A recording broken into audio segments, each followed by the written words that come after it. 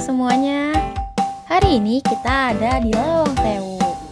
Ada yang tahu Lawang Sewu itu apa?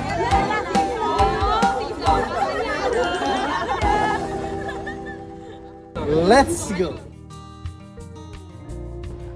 Lawang Sewu berarti 1000 pintu. Istilah tersebut digunakan karena bangunan Lawang Sewu memiliki pintu yang banyak, walaupun sebenarnya jumlah tidak mencapai 1000, melainkan hanya 342 pintu. Banyak masyarakat sekitar yang menamakan gedung tersebut Lawang Sewu dikarenakan terdapat banyak sekali pintu dan jendela pada setiap ruangannya, sehingga diistilahkannya 1000. Lawang Sewu atau yang biasa disebut sebagai 1000 pintu berada di Jalan Pemuda Semarang, Jawa Tengah. Lawang Sewu merupakan sebuah bentuk sumber sejarah yang berbentuk bangunan untuk menyimpan sejarah perkembangan jalur kereta api di kota Semarang. Kota Semarang pada masa Hindia Belanda merupakan kota terpenting seperti Batavia, Buitenzorg, Salatiga, Solo, Cirebon, dan Medan. Gitu. Dia itu dulu adalah kantor Nederland Indisch Spoorweg Maskapai, atau dia adalah perusahaan kereta api Belanda yang di Semarang pada kala itu. Karena Semarang itu fun fact-nya adalah salah satu tempat pertama yang punya jaringan kereta di Indonesia. Kota Semarang dahulu dijadikan sebuah kawasan pelabuhan yang mengangkut hasil komoditas yang berasal dari Solo. Maka dari itu, Lawang Sewu didirikan pastinya mempunyai sejarah yang berkaitan dengan kereta apian di Indonesia pada masa Hindia Belanda. Lawang Sewu adalah sebuah bangunan yang difungsikan sebagai kantor pusat perusahaan kereta api swasta yang mengoperasikan perjalanan kereta api pertama di Indonesia. Perusahaan kereta api tersebut bernama Nederland Indisch Spoorweg Maatschappij atau yang biasa disebut NIS, yang memiliki kantor pusatnya di Den Haag.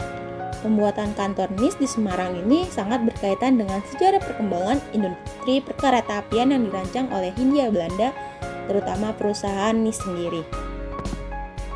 NIS atau Nederland Indisch Spoorweg Maatschappij yang telah memiliki tanah di daerah Semarang itu membuat sebuah kantor yang mempunyai luas sekitar 18.232 meter persegi di akhir tahun 1873.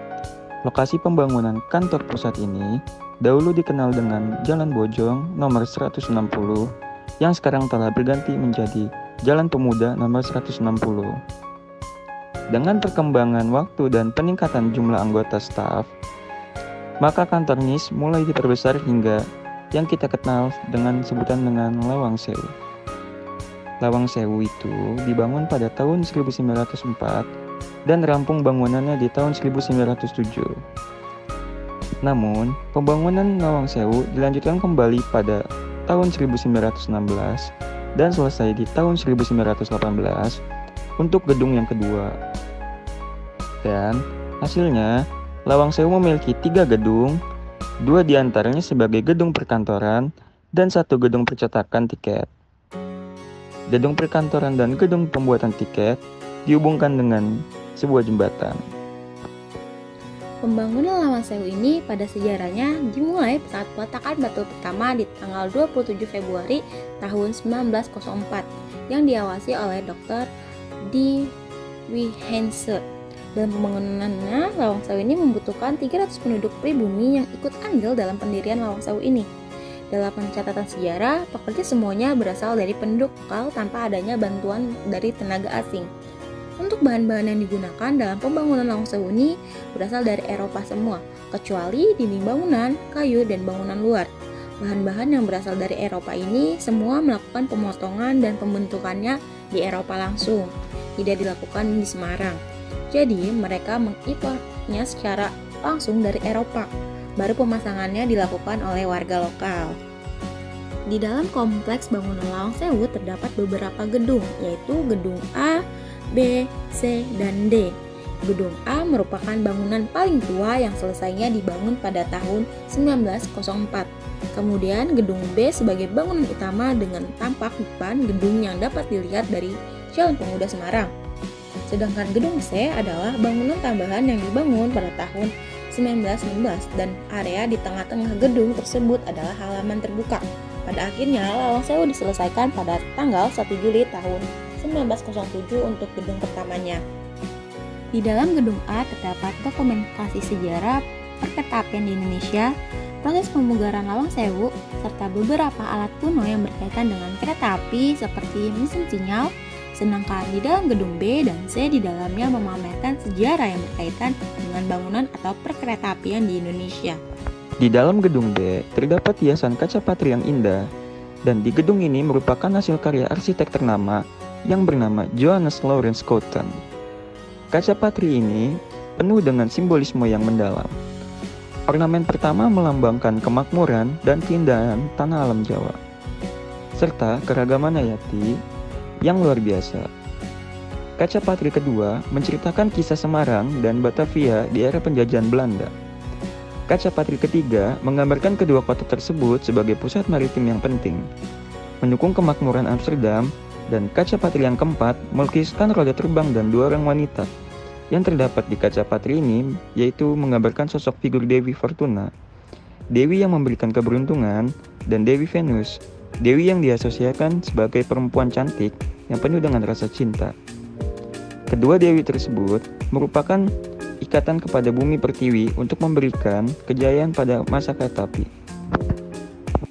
Gimana nih teman-teman setelah mendengar penjelasan mengenai Lawang Sewu pada kali ini? Semoga menambah wawasan untuk kalian ya. Ada apa saja sih di kota Semarang ini? Terus tonton videonya sampai habis ya.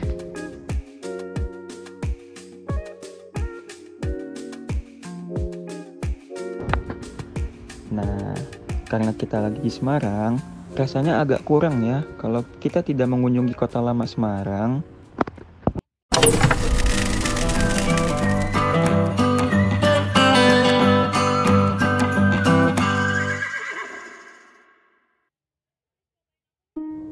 Kota Lama Semarang adalah salah satu aset bersejarah yang dimiliki oleh Kota Semarang. Hal ini karena bangunan-bangunan yang ada di kawasan tersebut mempunyai ciri khas berupa arsitektur berlanggam Eropa pada bangunannya, karena administrasi pemerintahan kolonial yang lokasinya secara khusus ada di Kota Semarang. Kota Lama Semarang sendiri berada di Kelurahan Bandarharjo, Kecamatan Semarang Utara, Jawa Tengah. Kota ini di sebelah utara berbatasan dengan Jalan Merak dan Stasiun Tawangnya. Di sebelah timur ada Jalan Cendrawasih, di sebelah selatan ada Jalan Sendowo, dan di bagian baratnya adalah Jalan Emputan Tular dan Sungai Semarang. Kota Lama Semarang mempunyai luas sekitar 0,3125 km persegi.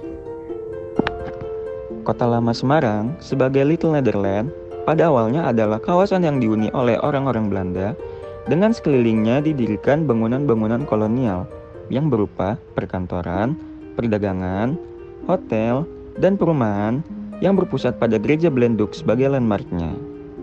Nah, Gereja Belenduk ini sebagai sebuah landmark berlokasi di tengah-tengah kawasan dan tingginya paling tinggi di antara bangunan-bangunan di sekitarnya. Kota Lama Semarang jika dilihat dari kacamata sejarah mempunyai catatan yang cukup panjang. Dari masa ke masa, telah terjadi perubahan berkali-kali di kawasan Kota Lama. Pada mulanya, Semarang merupakan bagian dari Kerajaan Mataram.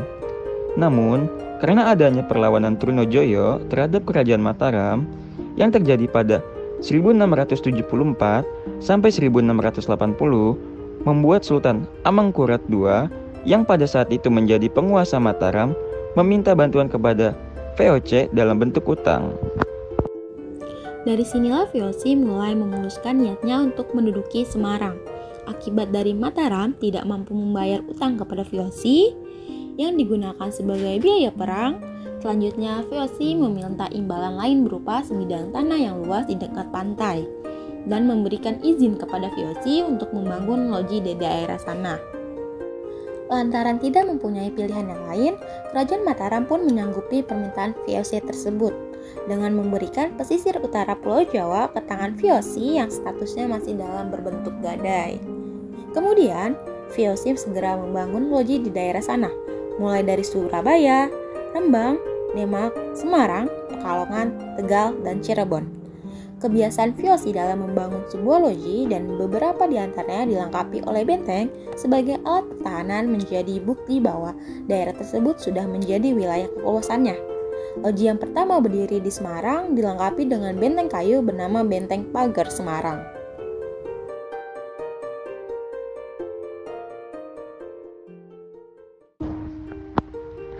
Selain dari sejarah yang begitu istimewa, bangunan-bangunan di Kota Lama Semarang juga istimewa dengan arsitektur Eropa yang sangat khasnya. Arsitektur Kota Lama Semarang seperti yang masih terlihat saat ini lebih mengesankan sebagai perpaduan dari berbagai tradisi dan gaya berkembang di Eropa dengan sedikit sentuhan lokal. Desain arsitektur yang terinspirasi dari Belanda tidak masuk ke kota tua hingga tahun 1930-an. Bangunan-bangunan yang ada di Kota Lama Semarang diantaranya Gereja Belenduk. Nama lain dari Gereja Belenduk yaitu Gereja Immanuel, berada di kawasan Kota Lama Semarang yang dahulu kawasan ini dikelilingi dengan benteng Vijfhoek dengan akses jalan utama yang dahulu bernama Herenstraat yang sekarang bernama Jalan Lesjen Suprapto. Gereja Belenduk ini memiliki sebutan lainnya seperti Hervormde Kerk atau gereja bentuk ulang. Ada juga yang menyebut dengan Protestansche Kerk atau gereja Protestan, dan ada juga yang menyebutkannya sebagai Koepelkerk atau gereja kembar, yang merujuk kepada menara kembar yang ada di gereja.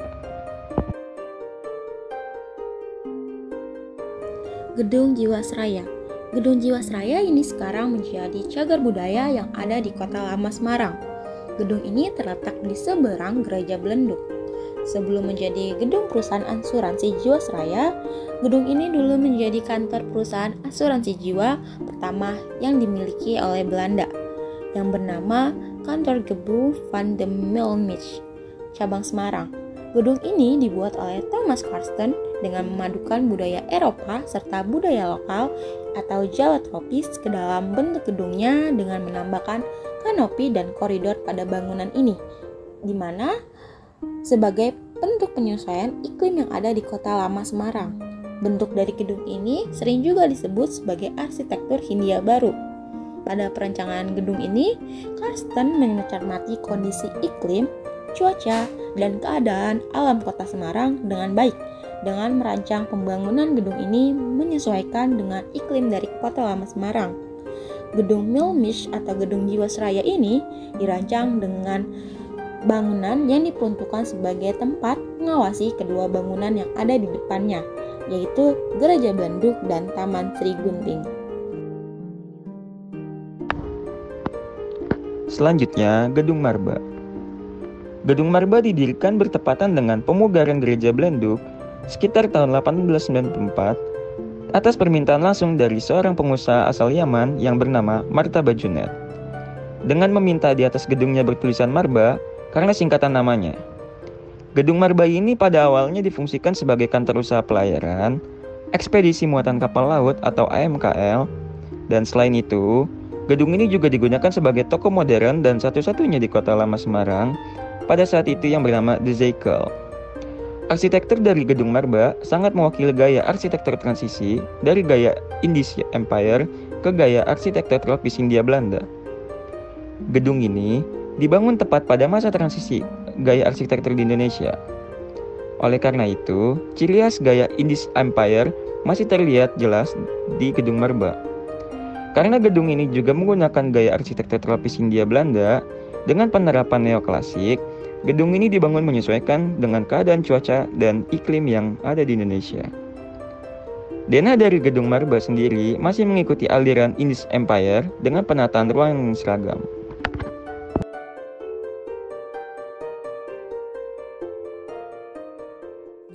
Gedung PT di Jakarta Lloyd. Gedung PT di Jakarta Lloyd dibangun pada tahun 1929 sampai 1930 oleh arsitektur Belanda yaitu Thomas Karsten.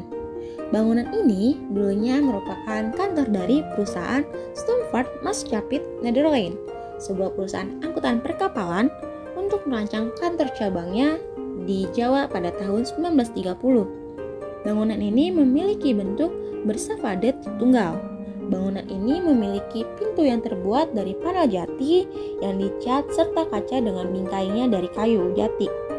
Jendela-jendela yang ada di gedung ini terbuat dari kerangka besi kotak-kotak dan panelnya sebagian terbuat dari kaca es dan sisanya terbuat dari kaca bening.